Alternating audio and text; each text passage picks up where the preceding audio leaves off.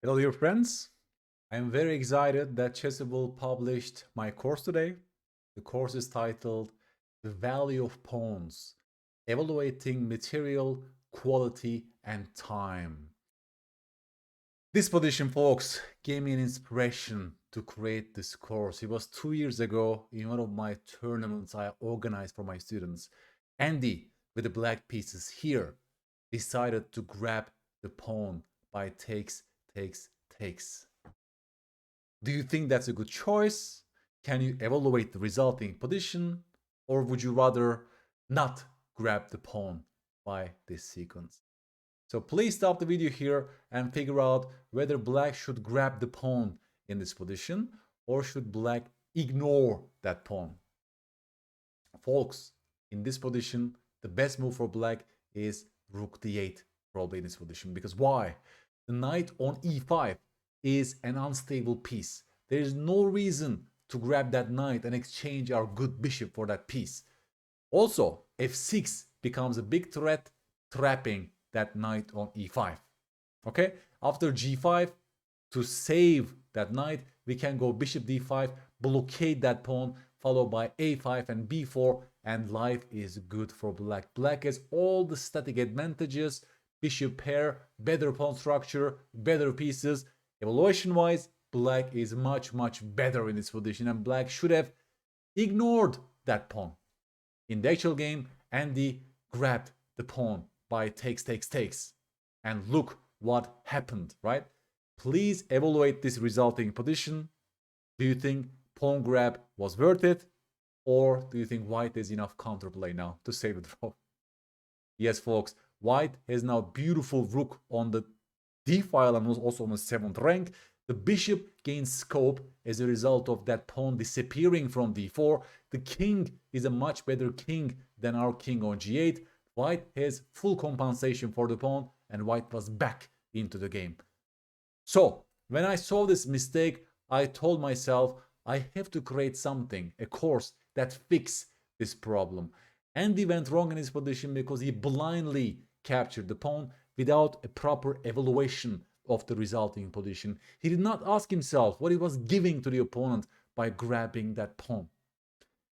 Also, I create that course because I always wanted to create an evaluation course on Chessable, because I thought evaluation is a core skill that must be trained. But it was difficult, right? If you think about that, how are you going to create a course about evaluation? Because you need to ask people concrete puzzles to be solved, right? I can't just give them a puzzle and ask them to think out loud on Chessable. So this way, I thought, is a very smart way to solve it, because I will be giving you such problems. Is that pawn worth taking? Should we grab that pawn or ignore that pawn? Should we ditch that pawn or defend that pawn? So in this way, it's becoming much more concrete, but very importantly, you need to evaluate the resulting position before you make your decision. Anatoly Karpov said, what separates stronger players is the skill to evaluate a resulting position. Without the evaluation in the end, calculation becomes useless. Yeah, because think about that. You calculate certain lines, you visualize, you see some moves. If you're lacking the skill in evaluating positions, then it's useless, right? Basically, you have nothing to judge your calculations. So this way I thought will be a multi-purpose course. We will train the skill to evaluate positions, but we will also fight against materialism as Andy did in this position, but also we will fight against passivity, because the other side of the same coin goes like this. Whenever one of our pawns are attacked, people have passive tendencies. They tie down their pieces in defending random pawns that doesn't need to be defended. So in this video, I will show you some basic positions and to show you how the course is structured. In this position, folks, white went queen b3, and they're attacking our pawn on b7. Is that pawn worth defending, or should we ditch that pawn? That's the key question. Please stop the video and judge this for yourself. For this, you need to look at the entire board and judge the factors of material, quality, and time. Those three dimensions make chess a very beautiful and deep game. Chess has those three dimensions. Material is only a single dimension. There's also the quality dimension, which means the king safety, piece activity, pawn structure, coordination between your pieces, harmony between your pieces, space advantage, and so on. There's also the time element, right? Some positions demand much more timely action. For example, the opening stage, rapid development, or pawn storms, or even sharp end games, when there's a pawn race and so on. So we also need to have this understanding of chess that sometimes it's worth to give up material to increase our quality or time advantages. And that's exactly what this course will be training you. You'll improve those skills, folks. In this case, this pawn is not worth defending. And the best move for black is knight c6, right? We have no time to waste. We rapidly develop our pieces and we say, come white, take one more pawn, thus lose more time. The queen is making all the moves in the opening while their pieces are still on the first rank. This was a signal for black to ditch the pawn and go for direct action in the center of the board, right? If the queen takes on b7, that will be a terrible move because after knight takes d4, the knight is centralized, and now there's a huge threat that white can not even prevent. Knight c2 check, the king will remain in the center of the board, right? So you see, after knight c6, black intensifies their time advantage and ditches material for that cause. If you defend your pawn with queen d7, that's a time-consuming move. You allow white to develop that knight. Even knight e5 tempos are there. You see, it's complete equality after castle. White solved their developmental issues, and you wasted one full tempo with the queen in the opening, and you've missed the opportunity to punish white for their chess crimes of early queen moves in the opening. Now I'll show you some positions while also describing to you how I structure this course and why I structure it that way. I want to support also the casual players and club players with this course, folks. Rook c4 is on the board and they're attacking our pawn on g4. Is that pawn worth defending, or should we just ditch this pawn on g4? And for all these questions, very importantly, you need to evaluate the resulting position, but also you need to tell me why you're engaging with those decisions. That's what I'm after. We are fixing the mental thought processes with this course. Sometimes your approach is completely correct, and those times you should not be too harsh on yourself if you missed one or two moves in some concrete calculation. I'm also very much after how you approach a position like this. For example, what is the value of this pawn on g4, right? Is that pawn a good pawn to be defended in this position? That's the key. What does the pawn move do? What is it doing right now? What's the main function of this pawn on g4? Yes, folks, can you see it? That pawn is single-handedly burying that knight on g7. That knight is a buried piece thanks to this pawn on g4. Thus, we should defend this pawn, right? You see the mental thought process, cause and effect. What's the best move for white to defend? I would say rook f4 is the best, because I don't want to go to d4 with my rook, because that rook is already a great piece, and I want to exchange your only active piece while also keeping my g4 pawn alive. This pawn is burying that knight, and knight e4, knight f6 is coming, and the game is already over. Black cannot save this position anymore. It's a game over position for black. It's all because of the pawn on g4, right? So in the initial position, when you evaluate a position like this, obviously you should just ask yourself, is that pawn worth giving away? If it's a useless pawn, then maybe you can just say, okay, I ditch that pawn. It's not important. I will do something more important, perhaps. But in this particular position, that pawn is a great value. Almost as good as a piece, I would say. Thus, you should save that pawn. Also, in this course, we are engaging, right, in those thought processes, the approach, but also concrete calculations. Do you, for example, go bishop d4? Do you go rook d4 or rook f4, right? Again, I'm after those multi-purpose moves that also nicely connects to piece trades and so on, right? Rook f4, and the game is completely over because of this.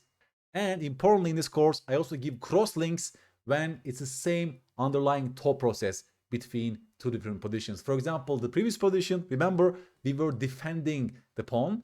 In this case, the question is this: should this a2 pawn be defended, or should white ditch this pawn? And the correct answer is, of course, defend, because this pawn chain is burying that knight on a6. b5 is going to follow, followed by rook c7. Also, knight e5s are there, and white gains great play. Despite being a pawn down, Petrosian was much better in this position against Portish. and he went on to win this game with white pieces. Again, the same underlying thought process. Is that pawn worth defending? Yes, because that pawn is single-handedly, you might say, is burying that knight. Also with b4, b5 to follow, that knight is a terrible piece. Just like in the previous example. You see the deeper connections here? That's what I'm after. I structured the course also to support club players and casual players this way. Imagine that you're just solving the first position in the main chapters, and you will see this puzzle in the final chapters, and you will see crosslinks between these two, because it's the same underlying process that explains these moves. Because transfer only happens in learning theory when you can engage in deeper structures, and when you understand, for example, deeply these two positions are analogous. They share so many deeper structures with another, because only then you can transfer your knowledge to different positions, novel positions. You will never see this position again in your life probably, but you can transfer the underlying thought process to your games successfully. That's what I was after with this course, and that's why I structured this way. Let's have a look at this position, folks. A5 pawn is hanging. Should black defend this pawn, or should black ditch that pawn? That's a beautiful game of Viktor Korchnoi with the black pieces. What do you say? What is the right thought process when we should be engaging with such puzzles? We don't want to play passive chess. Just because some pawn is attacked, many players assume a passive mindset. They assume automatically that those pawns should be defended. Then they make such terrible moves like this, that the rook is tied down and guarding that pawn on a5, right? Zero activity, pure passivity basically. We don't want to play chess like this, and that's also why this course is important. I create this course because we are fighting against passive tendencies. The best move for black, you guessed it right, is to place this rook to a much more active square. Yes, just go rook d8 and start eyeing those loose pieces on the open file. You activate your rook and you say, please take my pawn. Please take my pawn and lose more time. And what's our next move? Of course, both bishop e4 and bishop c4 basically wins for black, because the knight has no way to guard the loose bishop on d1 anymore, and black just wins the game directly. Isn't it beautiful? Short calculation, but totally about the right thought process. In this position again, folks, imagine they play rook c5 against you. The pawn is hanging, right? And the best move for black is not to defend like this, which will be bad for your quality of your position, but rook d8 says, I'm giving up material to increase my quality. And you see the transformations now between material and quality. In the first position today, I give you a puzzle where you need to sacrifice material to increase your time advantage. Now we learn how to give up a pawn to intensify our quality of our position, right? You see those three dimensions. That's why I made this course this way, multi-purpose course. It will improve your evaluations, it will improve your chess understanding, but also you will fight against materialism and passivity. Should black take that pawn on d3, or should black ignore that pawn? What do you say, folks? What do you say? What should be going on in our heads before engaging with such moves? Many players just blindly capture free pawns in chess, and they get punished as a result. In this course, you will also train the very important skill of seeing the opponent's moves when calculating.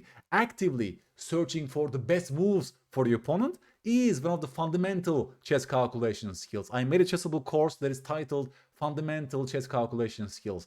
The opponent's resources was having a fundamental role in that course, and this course will also consolidate those lessons. Before you capture a pawn, for example, you need to have this falsification mindset, almost like a scientist. Yes, everyone can see that this pawn is grabbable, but what is the opponent's best response against that, right? In this case, taking on d3 will be bad.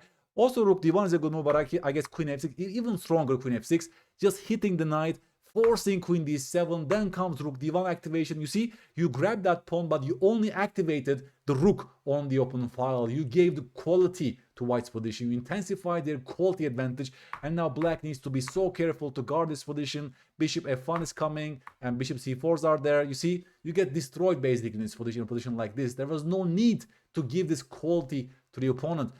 Instead, if you go back to this position first, that's a very instructive moment, because if you don't take that pawn, you also have to tell me a nice looking positional idea.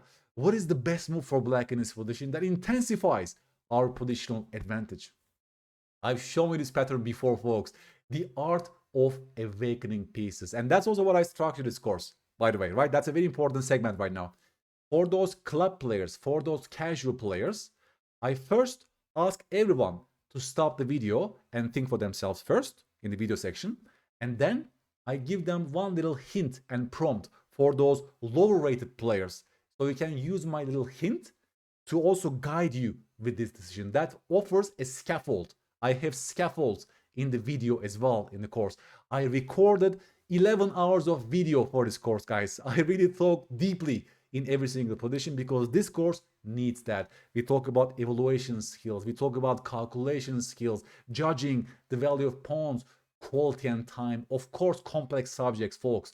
But I believe my hints and scaffolds are going to be helpful for you to improve the skill. For example, the hint is this: the art of awakening pieces. That knight sucks. That knight is buried because of the pawn on c3.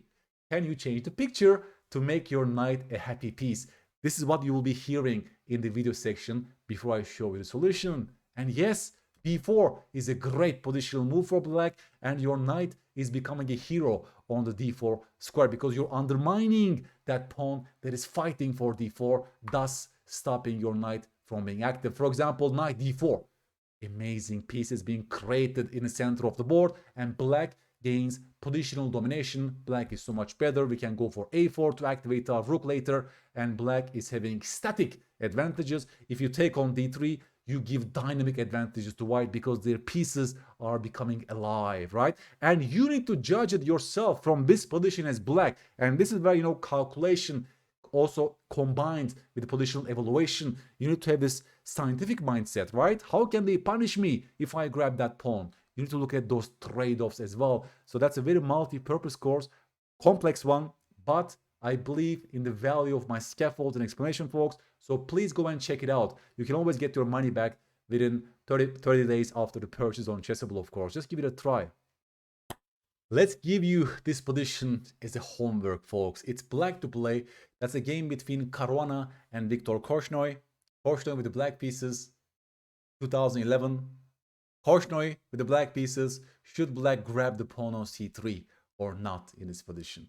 Please properly judge the value of that pawn, and should black grab that? I'm very curious about the thought process, your whole approach to this position. How would you judge the resulting position? What will be your evaluation of the resulting position if you go ahead and grab that pawn? What are the good things? What are the bad things? What are you seeing, right? It combines. We are combining positional evaluations, what we get in return, but also looking at the opponent's resources and properly judge the value of a pawn. Obviously, all else being equal, everyone wants to grab pawns in chess, right? Because the pure pawn endgame is winning for you if you have 2-3 extra pawns, right? Everyone can see that. Obviously, pawns are important. They are future queens. But in this course, we'll also fight against this blind materialism. Around 1500 ELO, folks, by the way. I've seen many players struggle with this dimension of chess. They only look at chess with the eye lens of materialism. They are lacking the proper skill of quality and time dimensions, right? It takes time, obviously, to develop and master those evaluations. How do you judge the quality of a position? AlphaZero is a beast to judge that, but humans sometimes have difficulties, right? It's not easily quantifiable as material. Everyone can count number of pawns and evaluate positions that way, but our game is too complex for that to be reduced to a single material dimension, right? Oftentimes you go wrong if you evaluate a position purely by counting material. Knights are 3 pawns, rooks are 5 pawns. That will lead you astray at a certain point. Around 1500, 1600 ELO, there's a barrier to be broken. And that's also why I create this course. I want you to break that barrier of materialistic barrier and open your mind to other key dimensions in chess. This way, you will also find the real beauty of chess. Our game is so beautiful, and that's also my final aim with this multi-purpose course. I want to show you why chess is probably the best game in the world, right? Probably, right? That's the reason. Those 3 dimensions, constant trade-offs between dimensions, and you need to properly judge those dimensions to find the truth. if there's ever one, right? It's too complex for humans, of course, but we do our best to seek the truth in this beautiful game of chess, right? And that's also my final aim with this course. It's not only about pawns, it's about evaluations and those dimensions, and also fighting against materialism and passivity as well, folks. And as I told you, if you are below 1500, you can definitely also benefit from this course. Because of the structure, there's 4 different difficulty levels in this course, so you can stay in the sweet spot of desirable difficulty that is suited to your level. Then, as you grow stronger, later on, you can challenge the more difficult puzzles. Crosslinks, as I told you, you will see analogous tasks, similar tasks, by clicking on the crosslink on Chessable that will guide you through the initial chapters that you learned. And I even left those why questions or take-home messages in those main chapters, a paragraph that describes the right thought process in approaching a disposition. So you can also apply that thought process to analogous tasks, to similar tasks. At least you can read my explanations. And as I said, I recorded 11 and a half hours of video for this course. It was worth it. And I hope that you will get the right lessons. Don't hesitate asking me anything on Chessable or on YouTube. I'm waiting for your feedback, folks. Please also tell me what Korchnoi played in this position. Should we take that pawn or not? And I hope that you will be able to break the barrier around 1500, or you will reach there very soon by the help of this course. Thank you so much.